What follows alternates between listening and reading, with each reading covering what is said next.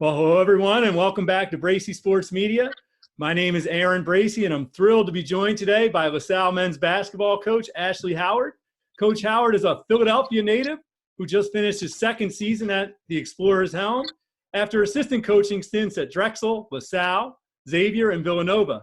ESPN recently named Coach Howard one of the top 40 coaches under 40 years old. Coach, first of all, congratulations on that honor, and thank you so much for joining us here today on Bracy Sports Media. Thanks, Aaron. I appreciate you having me today, man. If you're watching this on our YouTube channel, you can listen to our podcast, Bracy Sports Media, wherever you get your podcasts. And if you're listening on our podcast, you can watch on our YouTube channel, Bracy Sports Media YouTube. Finally, please be sure to check out the story that goes with this interview on bracysportsmedia.com. All right, Coach, let's jump right into it. I want to take you back to 2002. You're at Drexel, you're working out, you don't feel well, you start feeling a little dizzy. You have some tests that summer, and the tests come back and say, man, you're not going to be able to play basketball anymore. That was a crushing blow to you, but also it opened the door for a whole new career, maybe a blessing in disguise. Can you take us back to that and tell us what you remember about that time? I remember being in the best shape of my life, right? And really feeling like at that point in my career, I was ready to take the next step as a college basketball player. My sophomore year, I was the only starter that wasn't a senior. So when Coach Brew got the job, I was the only player that really had any returning experience. So I was looking at that as an opportunity for me to really take my game to another level, have an opportunity to play for a guy who was a Big Five legend, point guard, same position as me, and have the chance to learn from him. So it was more than just not being able to play. It was the opportunity to really learn from a legend and to take my game to another level and have the opportunity to put Drexel on the map, because that's why I went to Drexel, to bring back the glory days of the Malik Rose and the Jay Myers, and the guys that I came in there with, Robert Battle, Tim Whitworth, Henry Fairfax. We all came to Drexel together with those type of goals in mind. And I felt like, adding Coach Brew would have gave us the opportunity to do that.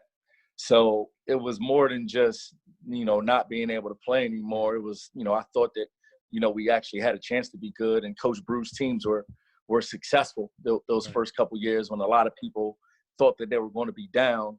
I thought Coach did a good job of getting the most out of them. So, it was hard. It was the most difficult, part of my life, to be honest with you.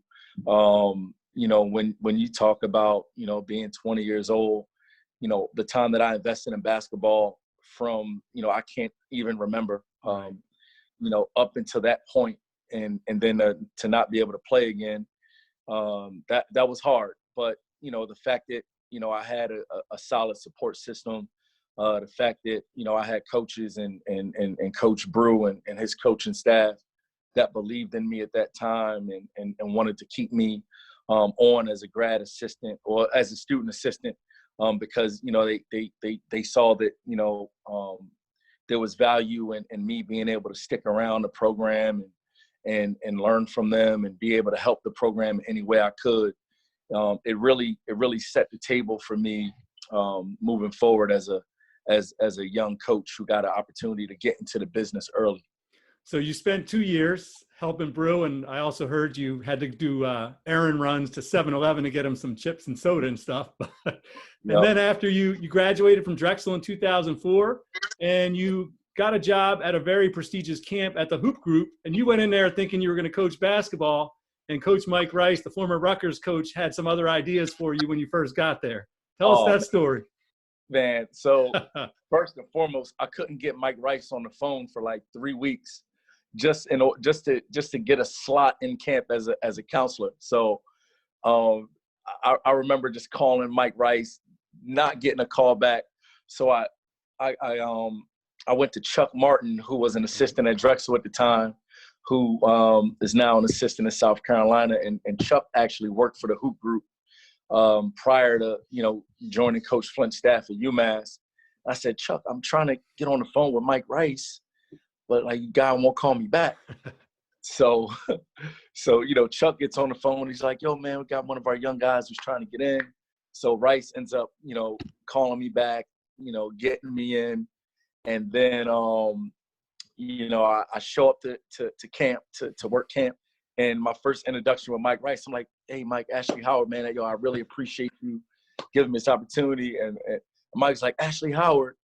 He's like, yo, man, the third floor of the dorm is a mess, man. These kids left it a complete mess. I need you to go get a bucket and a mop, and I need you to clean these rooms, man. We got families coming in here by 2 o'clock for registration. And I was there early because, those guys told me, make sure you get there early. So I got there like noon. So first thing, man, is dude's giving me a bucket and a mop, telling me to clean the dorm.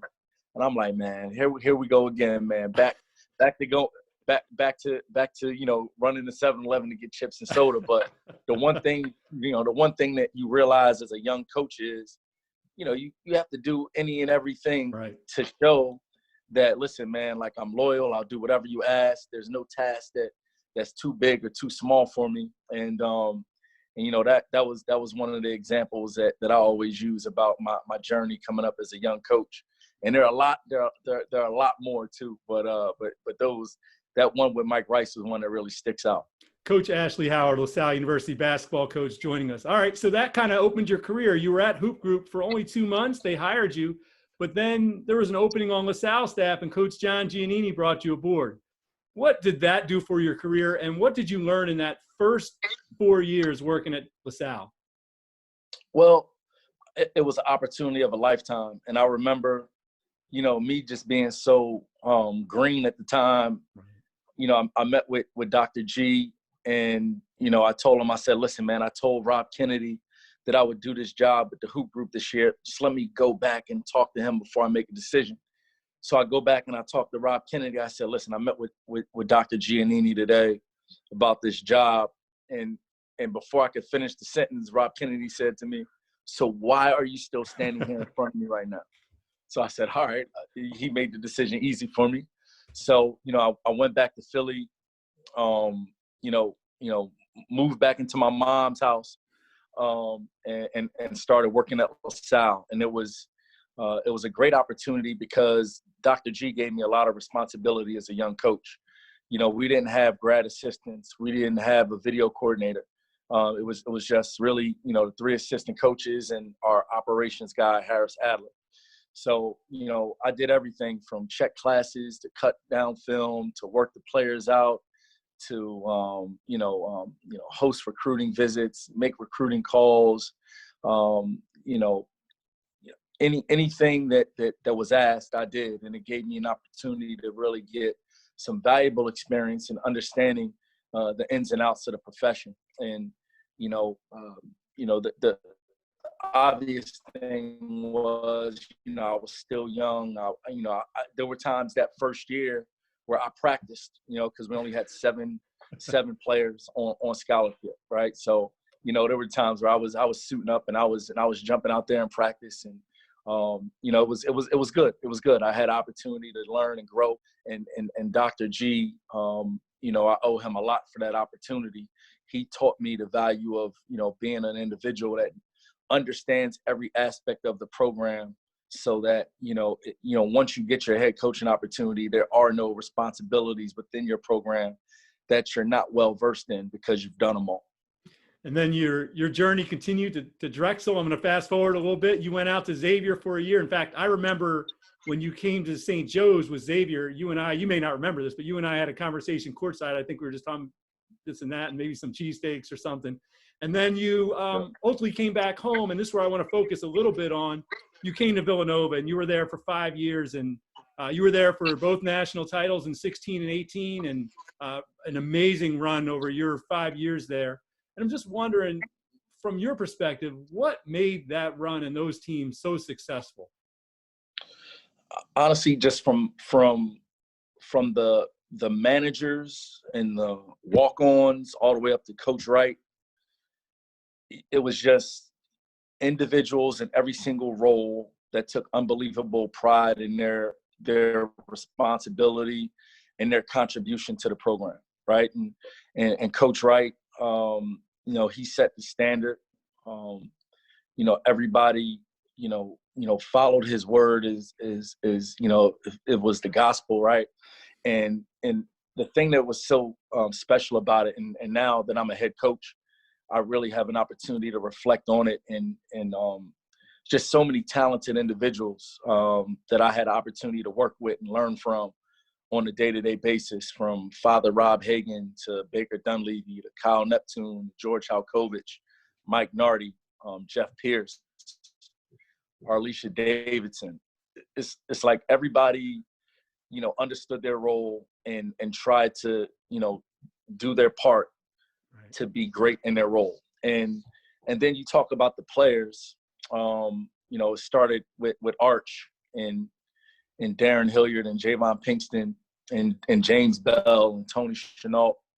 Like when I first got there, the program, those guys were in sync.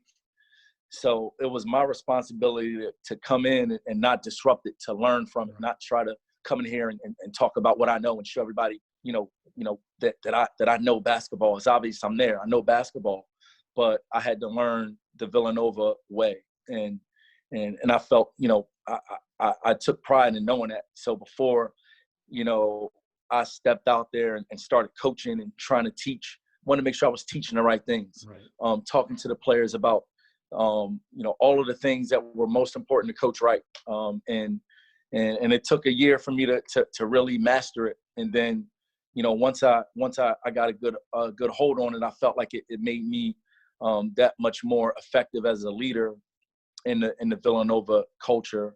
But that was the deal. And you have the talented players, obviously.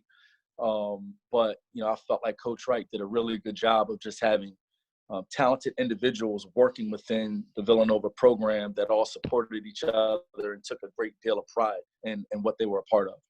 Is that the biggest thing you took away from Coach Wright specifically, is that he was able to kind of get everything working together in like that kind of family atmosphere that he talks about? Yeah, I think that was one of the biggest things. The other thing is that, Coach is an unbelievable basketball mind. He has a great perspective on player development. He has a great perspective on, how to build relationships with the players and create that buy-in where the players know that, you love them, you care about them, you're invested in them. Those are the things that I really, took from my experience at Villanova. Coach Ashley Howard from Salle University joining us here on Bracy Sports Media. All right, so 2 years ago, you had the opportunity to get the head coaching job at LaSalle, and you jumped at it. They hired you, and you didn't get off to the best starts. Obviously, you're rebuilding. You started off 0-10. I'm wondering what you thought then, but you did rebound that season, finishing 10-21, so you had a respectable finish. But when you that first stretch of games and you're running the show, obviously you're still rebuilding, so no one's expecting you to set the world on fire. But what was going through your head at that time? What was going through my head at that time was that, God works in mysterious ways. So I had the opportunity to be a part of one of the most successful runs in college basketball. And I was at the pinnacle of our profession. And then to go 0-10, it just shows you, okay, now God has another plan. He's teaching me something. Maybe I need a little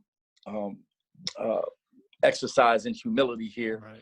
So, that humbled me. It really forced me to take the back seat, think about what's most important. And what was most important in that time was just staying consistent with our message to our players and trusting and understanding that the things that we were talking about every day, playing with effort, playing together, trying to, use our effort and our togetherness to make us, the closest tight-knit team that we can be. That was most important, and not deviating from it, and not allowing our record to distract me from what was most important at that time. So, obviously, there were other areas that I felt like, just watching our team, like I felt like we needed to get in better shape. I didn't think our conditioning was good, and you know, we had a 9-day gap in between 0-10 and our next game. Okay. And you know, the players on our team, they'll be able to attest to, you know, we got in shape during those 9 days, and you know, we utilized that time to work on our conditioning. One of the things that people don't realize is we didn't have Saul Fury, who was, you know, one of our most versatile players. So, you know, we were able to get Saul back after that 0-10 stretch. So it was a combination of really conditioning our guys, adding Saul, who gave us really the defensive presence that we needed on the perimeter. And then, you know, we were able to put a couple of games together and really salvage the season. But that 0-10 start was extremely humbling, and it taught me a lot about, you know, patience and grace, and just, you know, just staying the course and not second guessing myself, just trusting that, you know, we were working on the right things. We just had to turn the corner. I want to turn it forward in a second, but I have one more question, like kind of past related. So looking back at this past season, you went 15-15. You didn't have a chance to finish it off. Nobody did. But when you reflect on this past season, how do you feel about how things went? You know what? I felt like it was a positive step in the right direction for us as a program.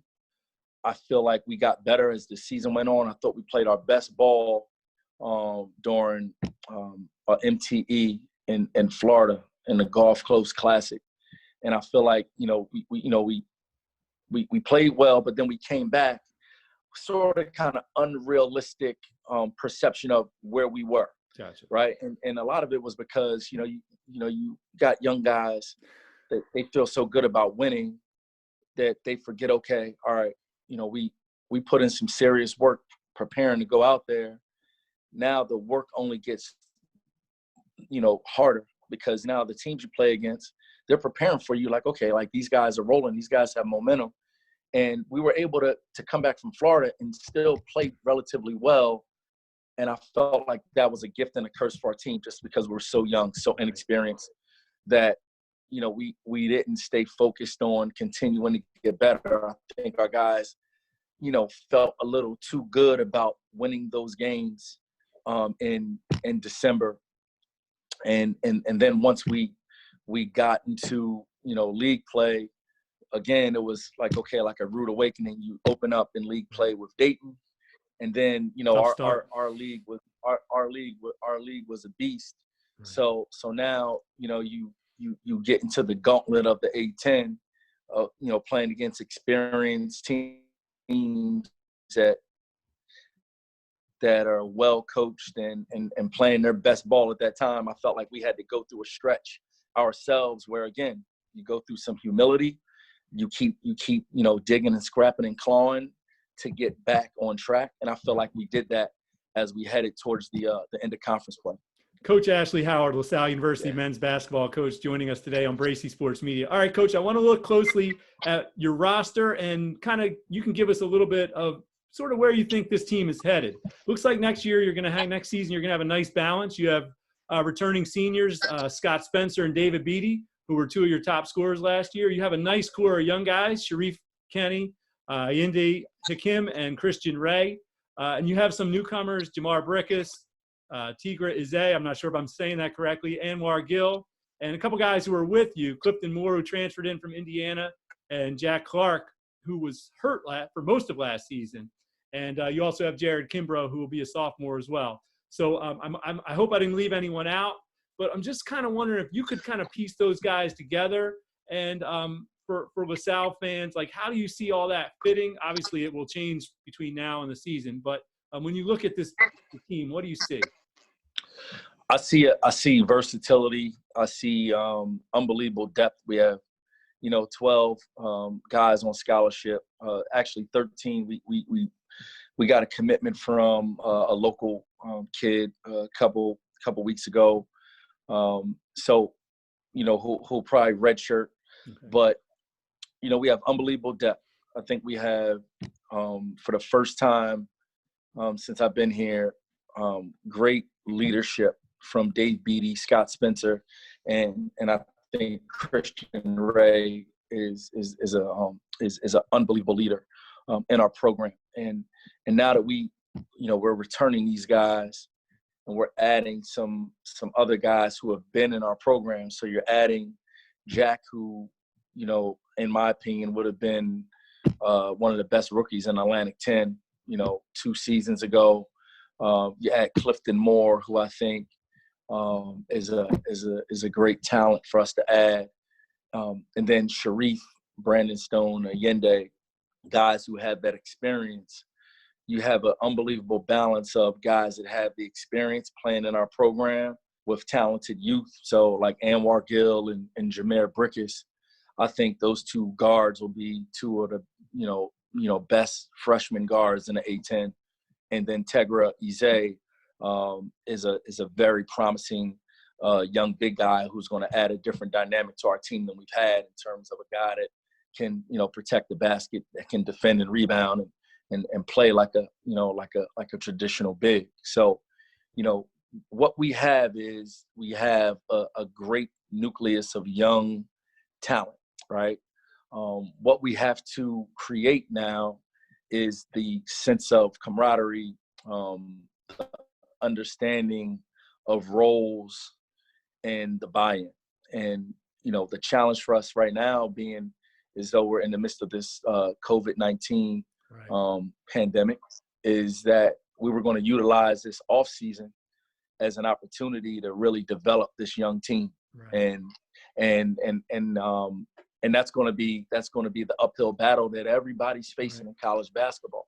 It's not just us. Just so happens that this is year 3, important year for us as a program to now be placed in this situation where this off season was going to be so valuable. Like we were planning on going to Montreal for a foreign tour this summer. So, we were looking forward to having this young group of guys together, utilizing the summertime to get some additional practice time in, develop our team chemistry. And then we were planning on going to Montreal and Ottawa, where we were going to play some collegiate teams in Canada and some of their, professional teams. So now, minus that opportunity, now we have to be innovative and creative in terms of how we're developing these guys, keeping these guys connected. And it's only time will tell, what adjustments we'll make moving forward, right? But, we're excited about the group. But, just the plan of that development during this off season is going to impact, where we are. But hopefully once we get back, we'll be able to kind of, salvage just this missed opportunity here, not having a spring and it looks like a summer to really kind of work out and train these guys. Yeah, hopefully for everyone's sake, all of us who love sports and basketball, hopefully everything gets back soon. Coach, I wanted to ask you, because one of the things that I always am impressed about with Villanova and Coach Jay Wright is that whenever someone leaves the program, he always has kind things to say about them, whether it's somebody leaving in the NBA, somebody transferring. You had that same situation happen this year with Ed Crosswell leaving, and you were, nothing but positive with your words. Is that something that you learned from Jay? And also, is it tough? We're seeing the transfer portal going crazy this year. Yep. How hard is that as a coach? Well, it's a challenge because, what you realize is that, it's not easy to coach kids the way we were coached, right. So, you got to reinvent yourself. You got to be able to find that balance. Right. And, Ed, is a great kid. I felt like he was a great contributor to our program. He was a great representation of our men's basketball program off the court as well. Hard worker in the classroom. So it was unfortunate to see him leave, but it's not uncommon to have kids who come in and recognize that they may have an opportunity to play at a higher level to look into those opportunities. So, the biggest thing for us is, and as I evaluate our program moving forward, understanding that like this is a real thing, is, I want to continue to develop our players. And I felt like, we did a great job of that with Eddie. I felt like he got a lot better during his time at LaSalle. But, the other thing is like the relationships, right? So like player development and fostering the relationships with your players are of the utmost importance right now with these rule changes as it pertains to transfers. So, my biggest thing is, especially if you look at this talented young roster that I have, is developing these guys and then keeping them. And if we can develop our team and keep this team together, I think we can be really, really good, in a year or two, but, that's the challenge I think that everybody is facing here. And, as you build your staff and you create responsibilities and roles for the people in your staff, I think it's important that, you put into account that we're servicing these young people. And, we service them in terms of helping them become better basketball players, the best students they can become, and then, the best men that they can become. And when the students feel like they're getting that type of development, I can only hope that they would want to continue to stay in the program and be a part of it. But, you can't always control that either. Right. So, yeah. Coach Ashley Howard, LaSalle University men's basketball coach, joining us here on Bracy Sports Media. All right, Coach, the last thing I want to cover is LaSalle in general. And you're a positive person. I love your Twitter.